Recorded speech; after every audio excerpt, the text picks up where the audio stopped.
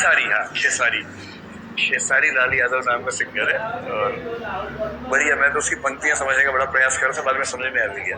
यूं कहे तो खेसारी लाल यादव का जब गाना आता है तो देश विदेश हर जगह खेसारी लाल यादव का गाना बजता है। और फिलहाल अभी खेसारी लाल यादव चर्चा में है कि विकास त्रिदेवी सर जो है वो खेसारी लाल यादव के कुछ रिएक्ट किए हैं।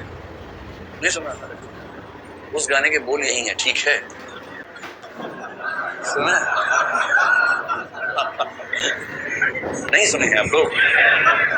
अरे पे क्या सुने हैं? अगर वो नहीं सुने हैं तो क्या सुने? तो आज ही सावन या गाना जो भी ऐप आप यूज करते हैं गाना सुनने के लिए, उस पर जाइए और उसमें ढूंढिए ठीक है ऐसे करके। खेसारी लाल यादव नाम है, यही नाम है ना? कौन सा नाम? खेसारी, हाँ खेसारी, खेसारी लाल यादव नाम का सिंगर है और बढ़िया। मैं तो उसकी पंक्तियां समझने का बड़ा प्रयास कर रहा था, बाद में समझ में आ गया। उसमें रसाघात बहुत सारा है। कहानी ये है कि लड़का कहाँ का रहने वाला है?